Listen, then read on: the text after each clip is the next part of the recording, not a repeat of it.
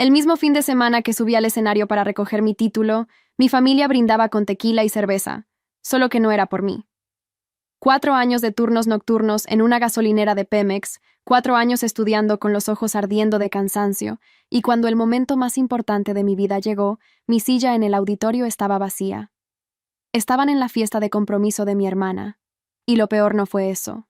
Lo peor fue lo que descubrí 6 años después, cuando abrí un estado de cuenta y me di cuenta de que mi familia me había robado de una forma que jamás imaginé posible. Pero antes de continuar, checa si ya estás suscrito al canal y escribe en los comentarios, ¿desde dónde estás viendo este video? Nos encanta saber hasta dónde están llegando nuestras historias. Me llamo Laura. Tengo 30 años, vivo en Guadalajara, y hasta hace 2 años creía que sacrificio era sinónimo de amor. Crecí en Tequila, un pueblo pequeño en Jalisco, donde todo el mundo sabe el nombre de tu familia antes de saber el tuyo. Nuestra casa era verde musgo, con ventanas de madera que rechinaban con el viento, y un patio donde mi papá, don Antonio, arreglaba motos los fines de semana. Mi mamá, Concepción, pero todos le decían doña Concha, era la mujer que organizaba todo, las fiestas del pueblo, los chismes del barrio, la reputación de la familia. Y en el centro de todo eso, siempre, estaba mi hermana Fernanda. Fernanda es 3 años mayor que yo. Pelo largo, sonrisa fácil, el tipo de persona que entra a una habitación y todo el mundo voltea a verla. Mi mamá se la pasaba publicando fotos de ella en Facebook. Mi princesa en el baile. Mi estrella brillando. Mirabas el perfil de Concha y pensabas que solo tenía una hija. Yo no era invisible, era conveniente. Aprendí temprano que las cuentas de la casa eran más importantes que mis sueños, así que desde los 16 años trabajaba. Primero en una panadería, después en un abarrotes, y finalmente, cuando entré a la Facultad de Administración en la Universidad de Guadalajara, acepté el turno de la noche en una gasolinera a la orilla de la carretera. De las 11 de la noche a las 6 de la mañana. 4 años así. ¿Sabes lo que es estudiar finanzas durante el día después de pasar la noche entera vendiendo papitas y atendiendo traileros borrachos? Es verte en el espejo del baño de la gasolinera a las 3 de la mañana, con el cepillo de dientes en la mano, la guía de estudio abierta en el mostrador, repitiendo en voz baja la fórmula de interés compuesto para no dormirte. Es eso. Pero lo hice. 4 años. Me gradué con mención honorífica, y cuando el sobre de la universidad llegó confirmando mi ceremonia de entrega de títulos, corrí a la cocina agitando el papel como si fuera un boleto de lotería premiado. Mi mamá levantó la vista del celular por medio segundo. «Qué bueno, Laurita. Dile a tu papá que la comida ya está lista». Pegué el comprobante de la graduación en el refrigerador esa noche, a un lado de la foto de los 15 años de Fernanda. A la mañana siguiente, el papel ya no estaba. Lo encontré hecho bola debajo de una bolsa de plástico en el bote de la basura. Mandé la invitación de la graduación 2 meses antes. Marqué la fecha con plumón amarillo. Llamé 3 veces para confirmar. En la última llamada, mi mamá dijo, «Claro que vamos a ir, hija. ¿Cómo crees que me lo perdería? Jamás». El día de la ceremonia era un jueves de octubre. El auditorio estaba lleno, caliente, ruidoso de esa forma bonita, ese ruido de familia que celebra junta. Me vestí en el departamento que compartía con otras 2 chavas. Me puse un labial rojo que nunca usaba, me acomodé el birrete y me subí al camión. Durante toda la ceremonia, no quité la vista de la fila que les había apartado. 8 sillas del lado izquierdo, segunda fila. Yo misma se lo había pedido a los de organización. Les expliqué que mi familia venía de fuera, que era un viaje largo. Las sillas se quedaron vacías toda la ceremonia. Cuando escuché mi nombre, Laura Cristina Méndez Figueroa, y subí a ese escenario, el rector me dio la mano y dijo algo que no escuché bien porque la sangre me zumbaba en los oídos. Agarré el diploma, miré a la fila, nada, solo el plástico azul de las sillas plegables. El mensaje de mi mamá llegó cuando yo ya estaba en el estacionamiento, con el título bajo el brazo, buscando hacia dónde mirar para no llorar. «Hija, perdón, la fiesta de compromiso de Fernanda fue hoy, y no pudimos dejarla sola en un momento tan importante. Tú entiendes, ¿verdad? Te queremos mucho». Lo leí 2 veces. Después guardé el celular en el bolsillo. Me subí a mi carro, un Tsuru 2009 que había comprado en abonos, y me quedé sentada ahí por 20 minutos sin prender el motor. No lloré. Llorar sería estar sorprendida, y no lo estaba. Lo que yo no sabía en ese momento y solo descubriría 6 años después, era que mientras yo sostenía ese título sola en un estacionamiento, mi papá estaba en el auditorio. Había llegado tarde, se había quedado hasta atrás, me vio subir al escenario, y se fue antes de que yo saliera. Pero eso viene después. Regresé a Tequila una semana después de la graduación. Entré por la puerta principal, y la sala todavía tenía globos desinflándose en las esquinas, y un letrero que decía, Fernanda y Rodrigo, para siempre, en letras rosas. El olor a fritangas de la fiesta todavía estaba pegado en las cortinas. El confeti del compromiso de mi hermana seguía en el suelo. 7 días habían pasado desde mi graduación. Ninguno de ellos me lo habían dedicado a mí. Mi mamá estaba en la cocina planchando cuando le pregunté por qué no habían ido. Ni siquiera levantó la vista de la plancha. Dijo que yo estaba haciendo una tormenta en un vaso de agua, que el compromiso de Fernanda era algo único en la vida, que yo iba a tener otros logros, que Fernanda necesitaba su apoyo en ese momento. Me quedé parada apretando la llave del carro con tanta fuerza que la marca del metal se me quedó en la palma de la mano por horas. Fernanda apareció por el pasillo poco después, con la mano izquierda levantada presumiendo el anillo a nadie en específico, y se sentó a la mesa a comer pastel. Habló de la decoración de la boda por 40 minutos. No me preguntó ni una palabra sobre mi graduación. ¿Cómo estuvo? ¿Qué pasó? ¿Qué dijo el rector? Nada. Mi papá se quedó en el sofá todo el tiempo con el periódico en las piernas. Cuando agarré mi mochila para irme, nuestros ojos se cruzaron por medio segundo. Había algo en su expresión. No era orgullo, no era una disculpa. Era la cara de alguien que tiene una frase atorada en la garganta y no puede escupirla. Me fui sin que nadie me preguntara cuándo volvería. Me mudé a Guadalajara 3 meses después. Conseguí un empleo de analista de datos en una empresa de logística. El tipo de puesto que paga lo suficiente para comer y pagar la renta, pero no mucho más. Vivía en un departamento de una recámara donde la ventana del baño daba a la ventana del baño del vecino. Comía arroz con huevo 4 veces a la semana y me convencía de que estaba tomando decisiones saludables. Era mío, solo mío, y eso valía más de lo que parecía. Un año después de la graduación, el teléfono sonó un martes por la noche. Era mi mamá, con voz bajita, ese tono que usaba cuando la cosa era seria. Dijo que el banco había reajustado el crédito hipotecario de la casa, que mi papá tenía un problema en la espalda y apenas podía trabajar la jornada completa, que podían perder la casa. ¿Cuánto necesitan?, pregunté. 1,200 pesos al mes, solo en lo que nos estabilizamos. 1,200 pesos era casi la mitad de lo que yo me llevaba a la bolsa en ese tiempo. Hice la cuenta 2 veces. Después confirmé la transferencia. No pedí comprobante del crédito. No pedí estados de cuenta. No pedí nada. Solo configuré la transferencia automática para el día 15 de cada mes, y me fui a dormir diciéndome a mí misma que eso era lo que los hijos hacían. Ese fue mi mayor error. Durante años, ese dinero salió de mi cuenta como la renta de una casa donde yo ya no vivía, pagando una deuda que yo creía que existía. Y mientras yo apretaba mi presupuesto, rechazaba viajes y posponía sueños, del otro lado alguien sabía una verdad que yo no conocía. La casa ya estaba liquidada. Conocí a Rafael 2 años después de mudarme a Guadalajara, en una fiesta de cumpleaños de una colega del trabajo. Él es contador. El tipo de hombre que lee el contrato de arrendamiento antes de firmar, que sabe la diferencia entre el IVA y el ISR y que le parece genuinamente interesante. La primera vez que me invitó a salir, llegó con una hoja de Excel impresa mostrando los mejores restaurantes de la ciudad en relación costo-beneficio. Pensé que estaba loco. Después me di cuenta de que era atención. Nos hicimos novios. Y fue Rafael quien, sin querer, empezó a jalar el hilo que desharía todo. Una noche de marzo, estábamos sentados en el suelo de la sala rodeados de papeles de la declaración de impuestos, cuando él miró mi estado de cuenta y frunció el ceño. ¿Le mandas dinero cada mes a tus papás desde hace cuánto? Casi 5 años. Es para ayudar con la hipoteca.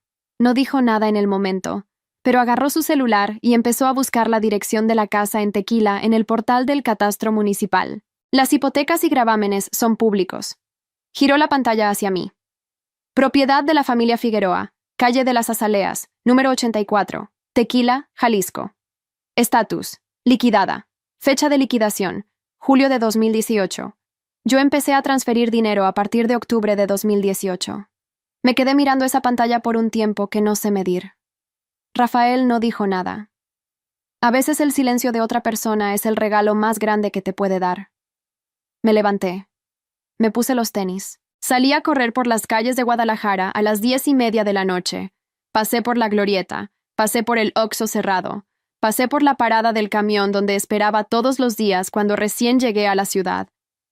Corrí hasta que me dolió la pierna de verdad, el tipo de dolor que limpia el ruido de la cabeza. Cuando regresé, Rafael estaba en el mismo lugar, con la pantalla todavía abierta y una expresión tranquila.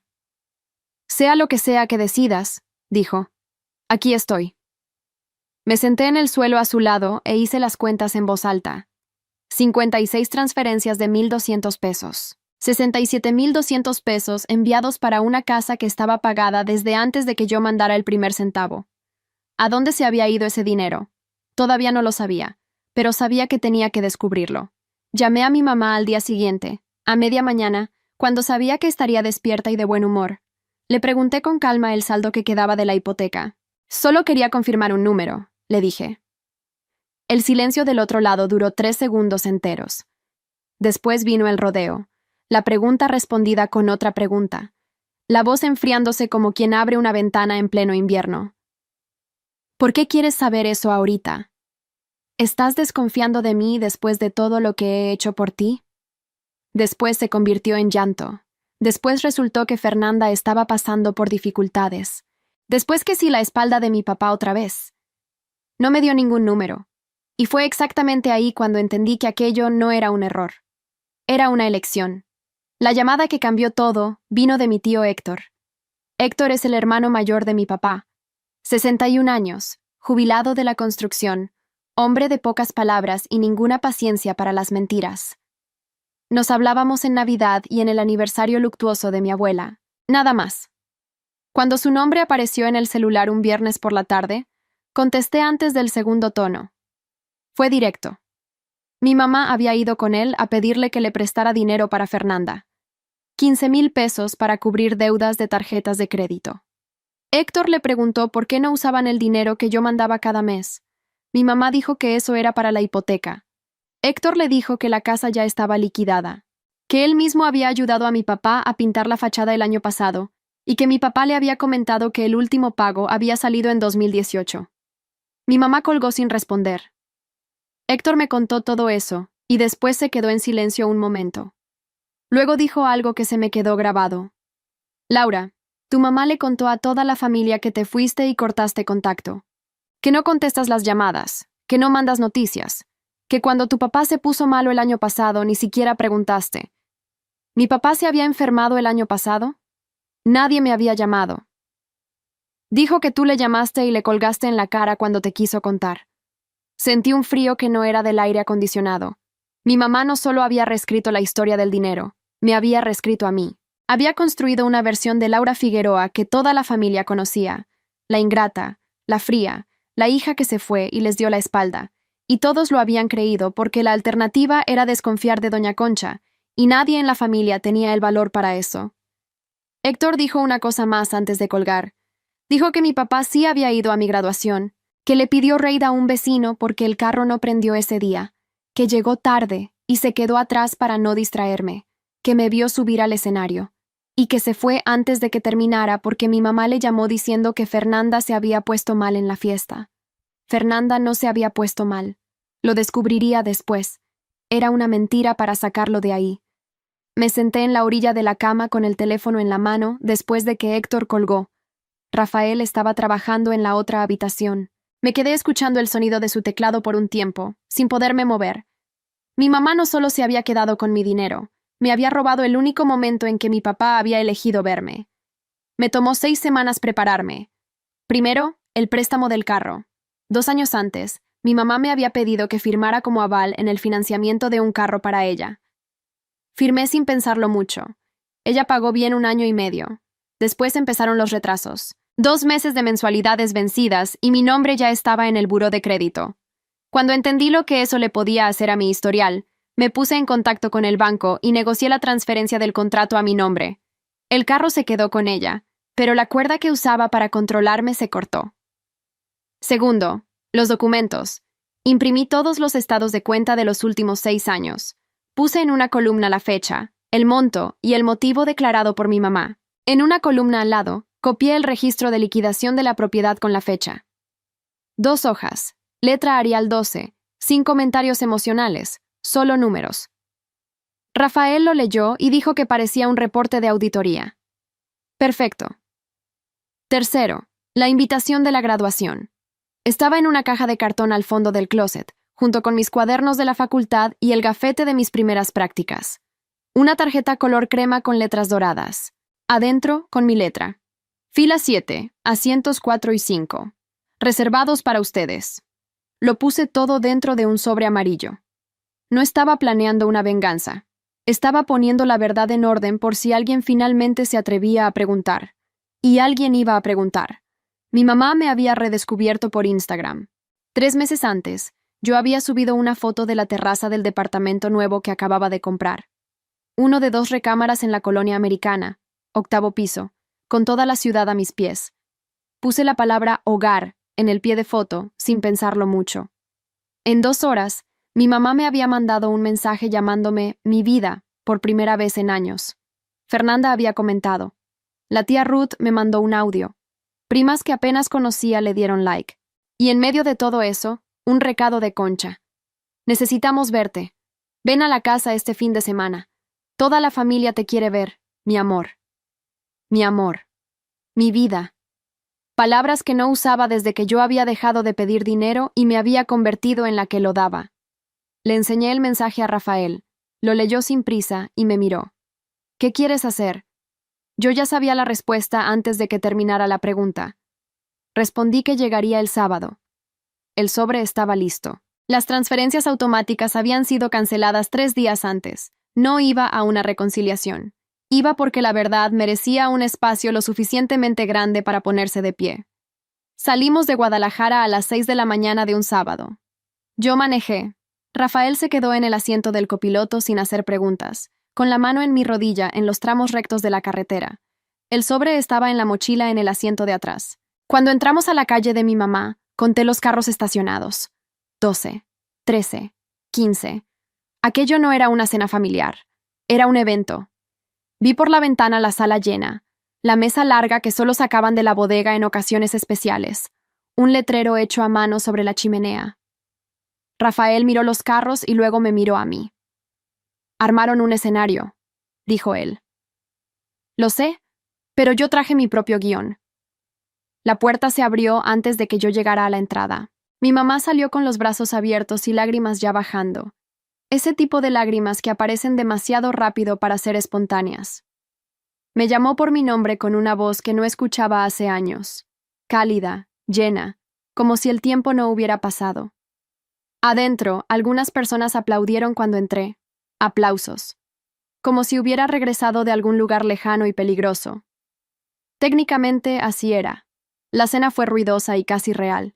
Mi tía Ruth me pasó el arroz. Mi tío Héctor me miró de lejos y me dio un saludo seco con la cabeza que significaba «aquí estoy». Mi prima Daniela, hija de Héctor, que trabaja en una notaría en Tequila, se quedó callada en una esquina observando. Casi no comí.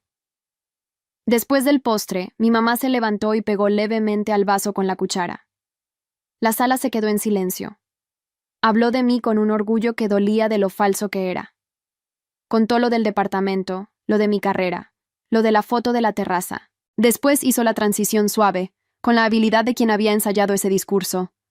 Que Fernanda estaba pasando por un momento difícil, que Rodrigo había perdido el trabajo, que tenían 2 hijos pequeños y una mensualidad que no estaban logrando pagar, y que yo, como la buena hermana que era, ya había dicho que quería ayudar.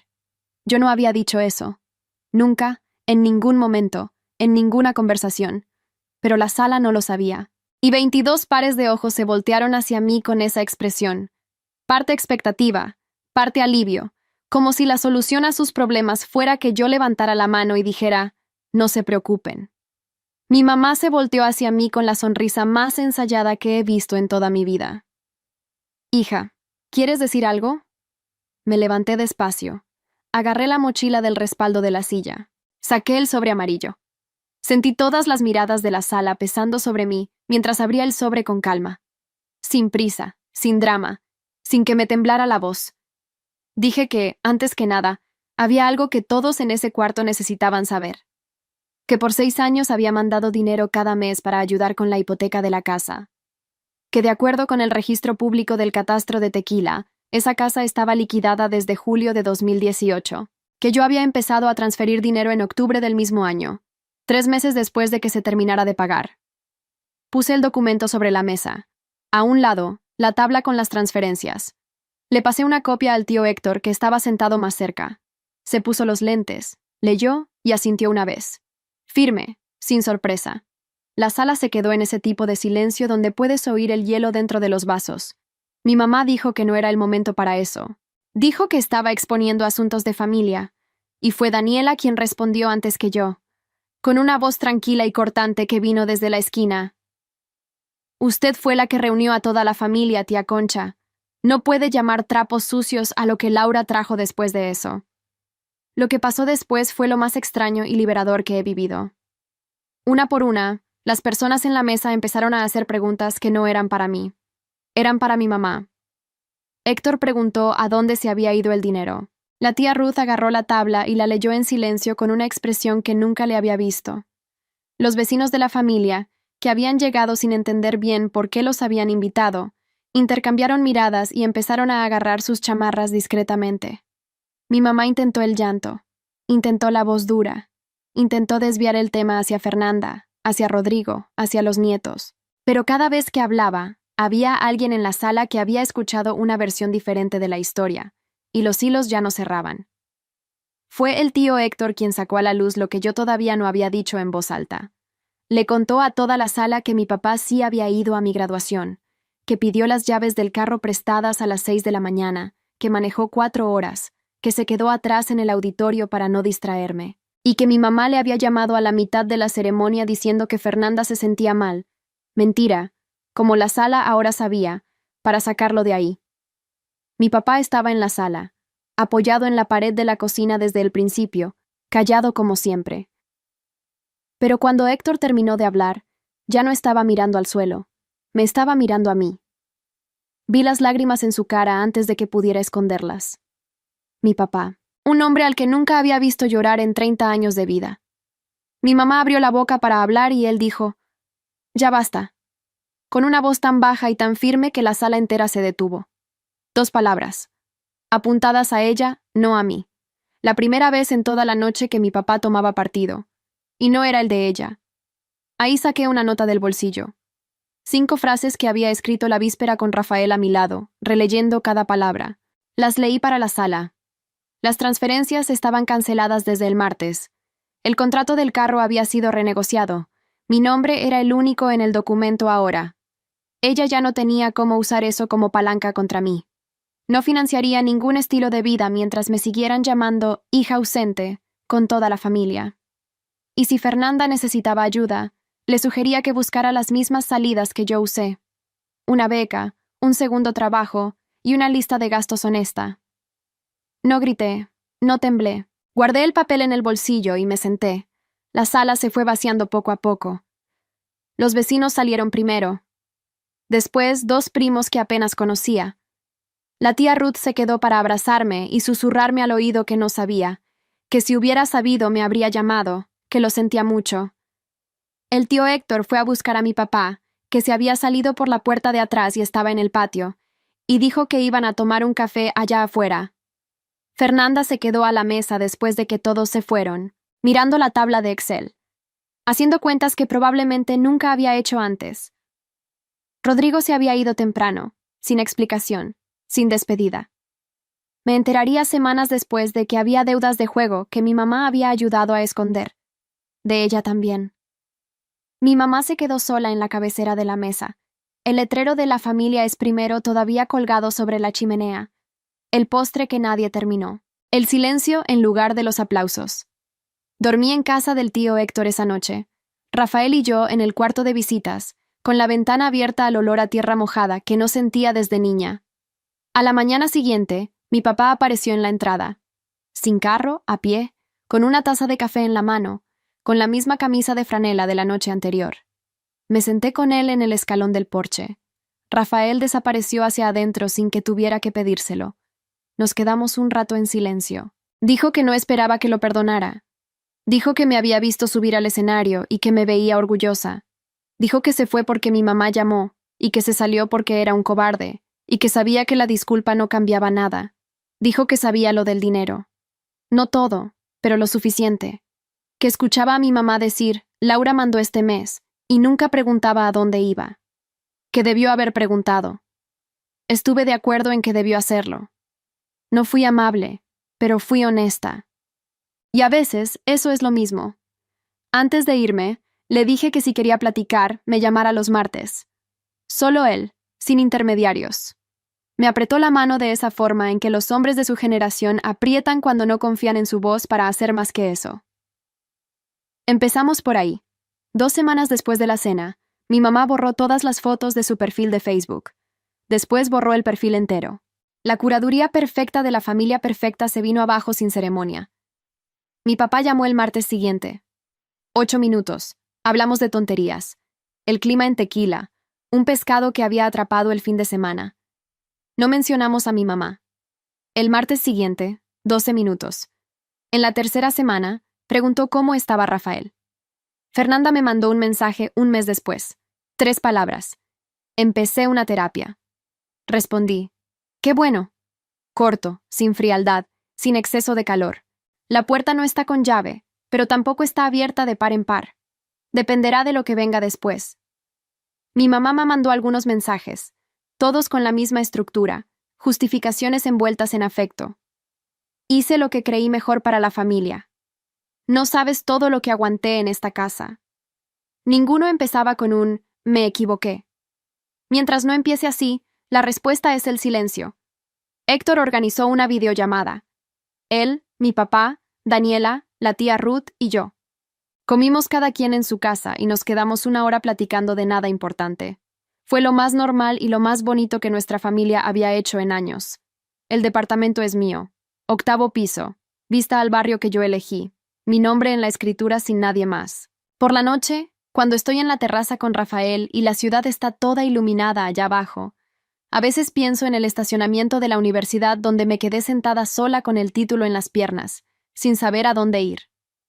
Aquella Laura no sabía que 6 años después estaría aquí, con un hogar de verdad, con un hombre que lee estados de cuenta como si fueran novelas y que nunca me dijo cómo debía sentirme, con un papá aprendiendo a llamar los martes, con mi nombre de vuelta, no el que mi mamá contaba a la familia, sino el real, el que yo construí. Encontré la invitación de la graduación en una caja mientras organizaba el closet la semana pasada. Tarjeta crema, letras doradas, mi letra adentro, fila 7, asientos 4 y 5, reservados para ustedes. Me quedé mirándola un rato.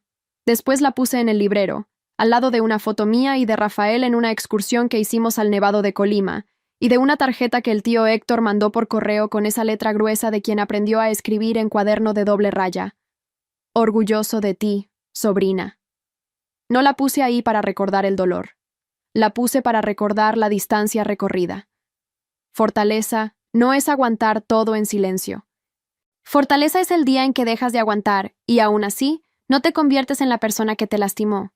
Es quedarte de pie en medio de la sala con la verdad en la mano, sin temblar, sin gritar, sin necesitar que nadie te aplauda. Hace 6 años, mi mamá me mandó un mensaje diciendo, «Tú entiendes, ¿verdad?» Por mucho tiempo pensé que entender significaba aceptar, que amar significaba tragarme todo, que ser buena hija significaba nunca reclamar. Hoy entiendo de otra manera. Entiendo que merecía que estuvieran ahí. Entiendo que mi dinero merecía ir a donde me dijeron que iba. Entiendo que mi nombre me pertenece y que nadie tiene derecho a reescribirlo para el público.